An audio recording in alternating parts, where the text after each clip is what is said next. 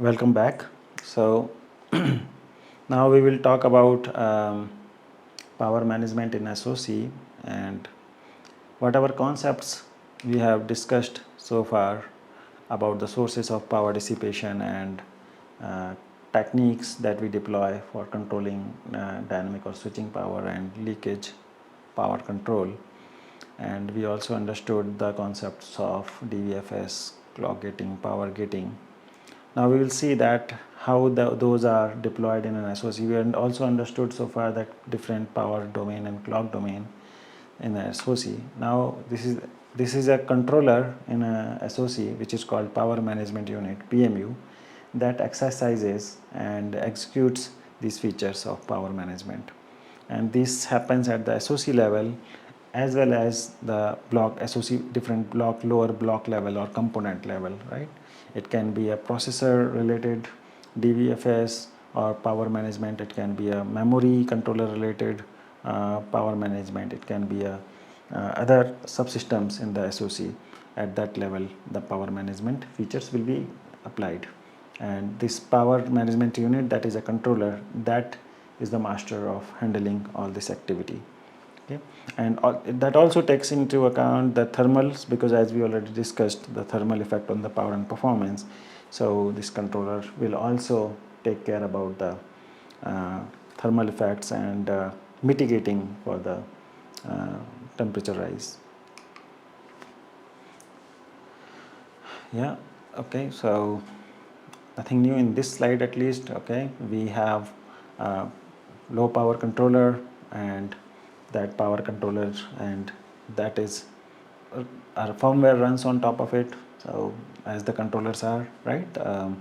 And that firmware, in that firmware we can write code to manage power at runtime, right? That firmware can be designed for that, and ultimate aim is to take care of the reset management also that it does basically at power on, that we call reset management, and it will take care of DVFS, clock power gating and thermal mitigation, yeah, collecting that data from entire SoC and then taking decision based on that.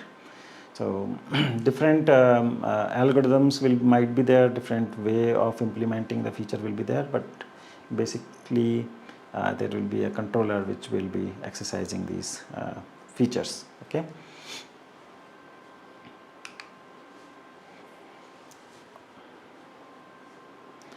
This picture depicts a typical low power controller in the SoC.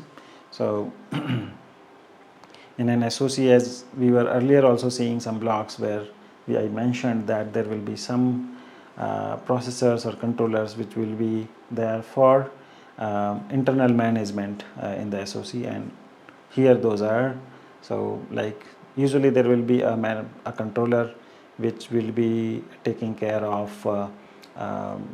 DVFS, clock and power, or reset control, like at the power on, the booting part of the SoC, right? So initializing the system, and then after initialization it will take care of runtime DVFS and clock, power gating, etc. And also there is a sleep manager, right? So when system goes to low power sleep mode, and all the save restore mechanism and the wake mechanism from the sleep, that sleep manager takes care. So not always exactly same implementation will be there. That's a typical implementation. So let's go understand a bit more about the power management in an SoC. So so power management happens in hierarchical manner, as we understood earlier that there are many SoC blocks, and so power management features will be applied at the block level or global level, and at the block level also though there will be interdependencies with each other, those things will be taken care, and accordingly the power management features will be applied. Like in what I have mentioned here, that's a very simple case where I have taken a CPU subsystem and the rest of the SoC, and so my CPUs are operating, then those goes to lower power operation mode, and those that can be like individual cores can be halted, or at the next level it can be clock gated, or at next level that can be VDD minimized, right? Or at next level its caches can be flashed, or next level will be power gating of individual cores, or next level will be, right? So same, the power management will be in a hierarchical manner. So at some level L2 cache will be flashed, or power gating of entire clusters can be done. So depends on the implementation also. Individual cores can be powered off, or entire cluster can be powered off. And once these individual components are in certain power down state, based on that the global power down state also can be affected. Like based on the overall CPU's power state, the decision can be taken whether what should be the power state of the memory, right? So that comes in a more global power management state. And once most of the systems are idle in the SoC, there will be SoC level power management that will be putting like only the required sources in the always on domain, and rest of some of the states will be saved in the retention registers, as we discussed the concept earlier. And always on circuitry will only be on for the wake mechanism. And while doing this, some of the isolation and freezing of IOs and clamping of memory signals, and those all steps will also be taken. So that is SoC level we are doing, when most of the components of the SoC are in low power state, right? Based on that SoC level power management happens. In the end, what happens that only some certain states are saved, and a small wake up mechanism on always on domain is waiting for any interrupt. When that interrupt arrives, then that circuitry basically interrupts your resource power. One controller that takes care of these things, and that controller will do save restore operation and bring rest of the system to the active mode. Okay.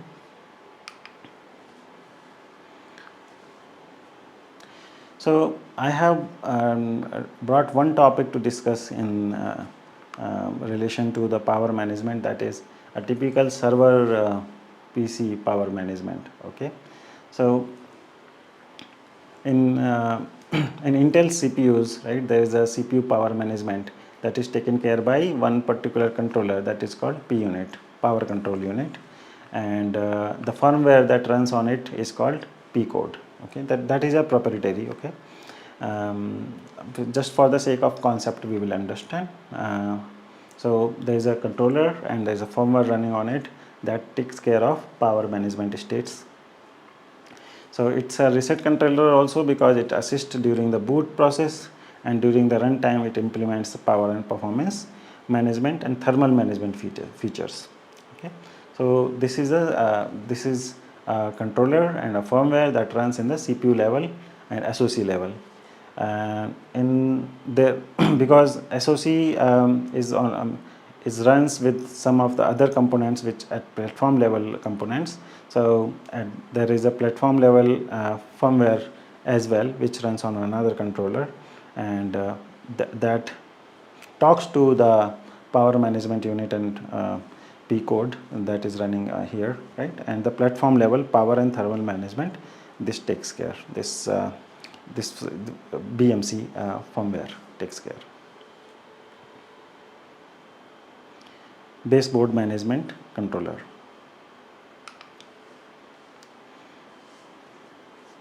So in a CPU or server SoC or PC SoC, the major contributors of power are the CPUs, right? And then the clock tree that itself dissipates the dynamic power. RAM caches basically, which are SRAMs, they take the larger silicon area, but dynamic power execution is dissipation is less because of lesser transitions happening over there, while switches of states, right, 0 to 1. While in the CPU, the maximum number of switches 0 to 1 happens, and the dynamic power, they consume the maximum dynamic power. Okay. Apart from this, in the SoC there will be many high bandwidth interconnect like for PCI and DRAM, they are also a significant contributor in the power consumption.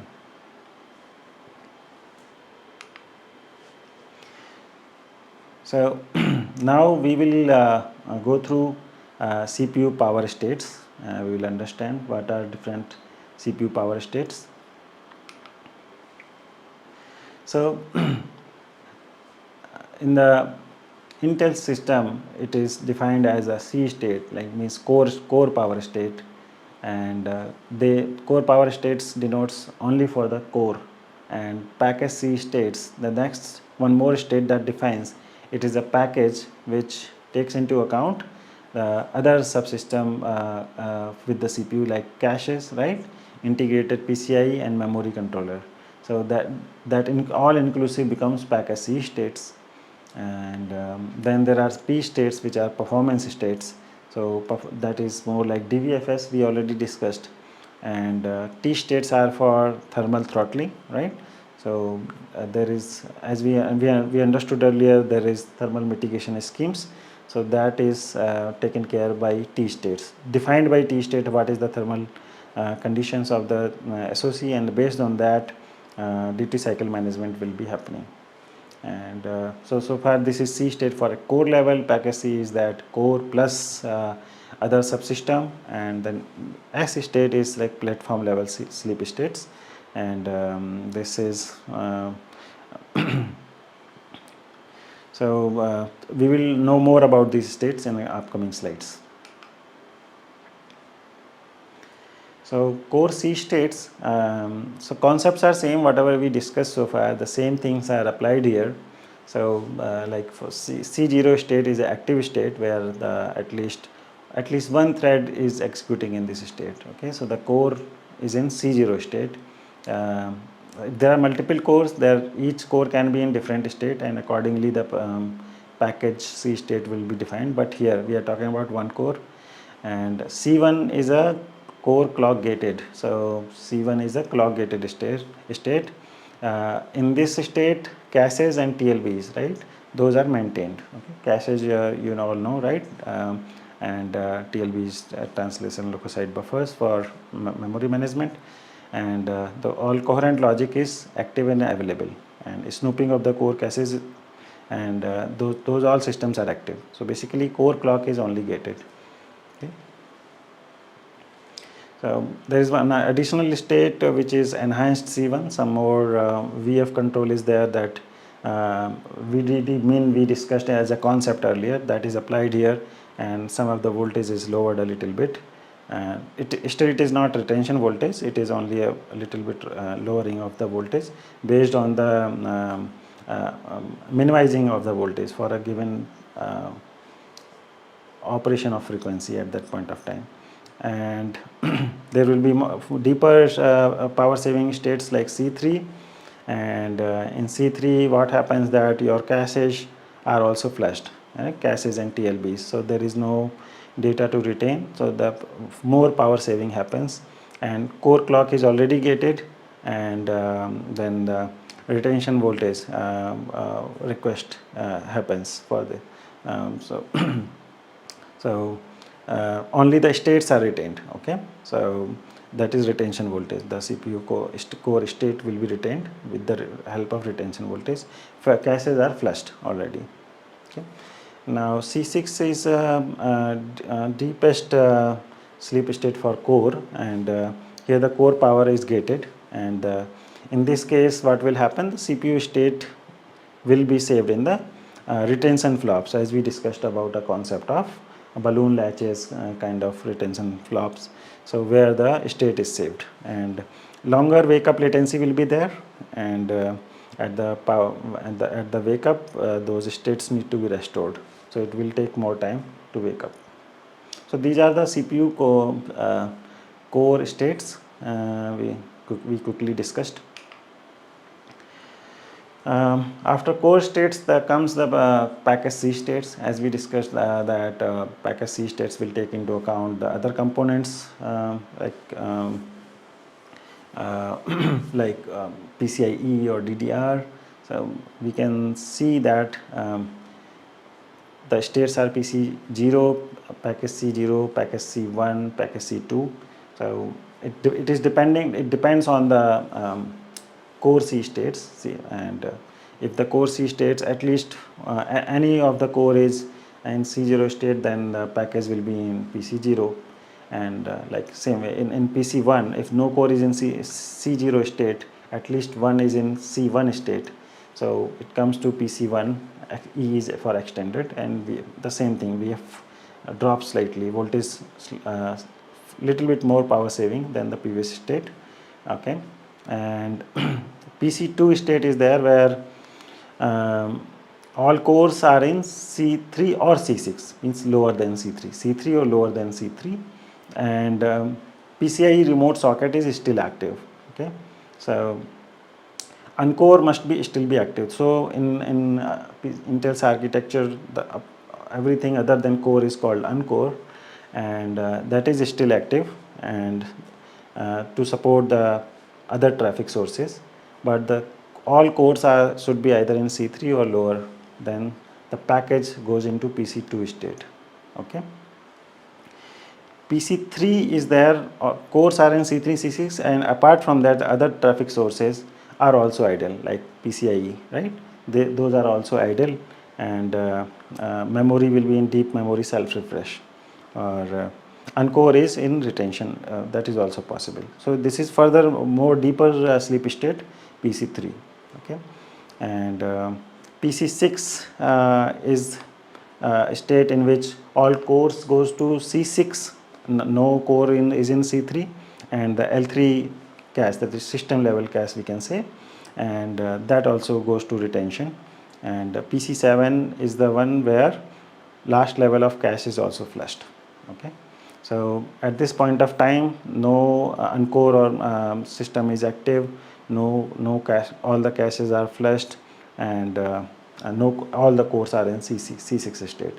So again, reiterating my initial statement that power management is hierarchical. So it all depends, right? So CPU cores are going to deeper and deeper state, and the package C is related to the core, and again, depending upon the core's state and rest of the system, this goes to deeper and deeper sleep state.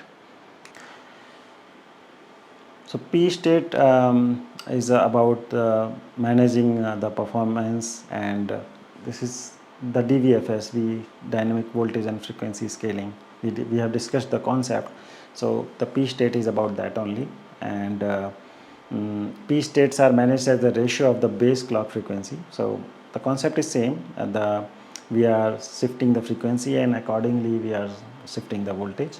Higher the frequency, higher the voltage.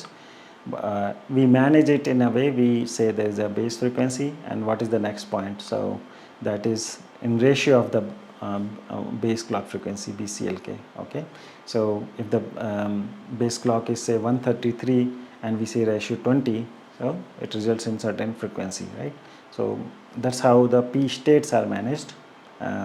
This is the typical implementation we are talking about. Concepts we have discussed already. So and this is each different ratio is commonly referred as a binning of the frequency. Okay, and based on that frequency, internal regulators or LDOs, they can individually supply that voltage. Okay, so socket P states is like there are different threads running on the cores. They request particular performance state, and based on that request, this stepping from one point to other, like in this VF curve, that can happen. Okay, so these P states shift P state points based on this request from the cores, the threads which are running on the cores, right? Based on those requests, and the decision is taken what performance state is required. So S state is about platform level power. So far we discussed the C state and package C state, and this is about platform level power. So this is all interrelated, and this this power state we can directly correlate with our user experience, right? So entire system level, right? So S0 state, S1, S2 states, those are related to packet C state, or there is a suspend state or hibernate state. So suspend state is that CPU is mostly turned off with the state saved in the DRAM for the fast wake. So see, these are system level low power features, and DRAM remains in the self refresh. Okay, and S4 is hibernate, where the DRAM is also off and no content is retained, and the CPU state goes to the hard drive, right? And so these are system level states. Um, so then there can, these are off states, the soft off or mechanical off. So just to give you the overall hierarchy of power management, so what we discussed so far, core states we discussed, which is happening with the help of software, and some of the features are inbuilt in the hardware also, right, based on the activity. And package C states, core and other components in the SoC, and this is power performance, and the S state is platform level state. So overall platform, what state it is in, and this can be visible directly to the end user. Okay, so so this was all about the power management, how it is implemented inside the SoCs. I have couple of slides to just touch upon DDR and PCIe power states, because we are talking about power and power and performance in SoC. Though these themselves are a huge topic, I will just give a little brief, and so we will continue on this in our next chapter. Let's take a small pause over here.